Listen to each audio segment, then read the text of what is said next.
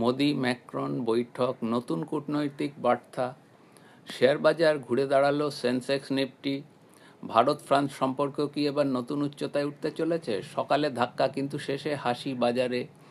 নরেন্দ্র মোদী স্বাগত জানালেন ফ্রান্সের প্রেসিডেন্ট এমানুয়েল ম্যাক্রনকে। দুই দেশের মধ্যে প্রতিরক্ষা প্রযুক্তি, নবায়নযোগ্য শক্তি এবং ইন্দো প্যাসিফিক সহযোগিতা নিয়ে হলো গুরুত্বপূর্ণ আলোচনা। এই বৈঠক শুধু কূটনৈতিক সৌজন্য নয়, বরং ভবিষ্যতের কৌশলগত অংশীদারিত্বে আরও শক্তিশালী করার বার্তা। ভারত ফ্রান্স বন্ধুত্ব এবং নতুন শুভ সম্পর্ক শুধুমাত্র নয়, এটি একটি দীর্ঘমেয়াদী ভিশন। আজ শুরুতে চাপে থাকলেও শেষ পর্যন্ত ঘুরে দাঁড়ালো ভারতীয় শেয়ার বাজার। বিএসসি সেন্সেক্স বেড়েছে 174 পয়েন্ট আর নিফটি 50 বন্ধ হয়েছে 25,700-তে।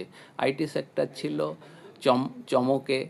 ইনফোসিসের নতুন এআই পার্টনারশিপ খবরের পর আইটি সেক্টরগুলো এবং স্টকগুলো জোরদার র্যালি দিয়েছে। এদিকে এশিয়ার বাজারে ছুটি আর মার্কিন ফেডের সতর্ক অবস্থানের কারণে গ্লোবাল সংকেত ছিল মিশ্র। তবুও দেশীয় বাজার দেখল শক্ত ভিত। আপনার মতে কোন খাতে ভারত ফ্রান্স সহযোগিতা সবচেয়ে বেশি প্রভাব ফেলবে? আপনি কি এখনও আইটি সেক্টরে নজর রাখছেন? কমেন্টে জানান। এই তথ্য জনসমক্ষে প্রচারিত এবং সংবাদ ভিত্তিক। বিনিয়োগ বা নীতিগত সিদ্ধান্তের আগে নিজস্বতা যাচাই করুন।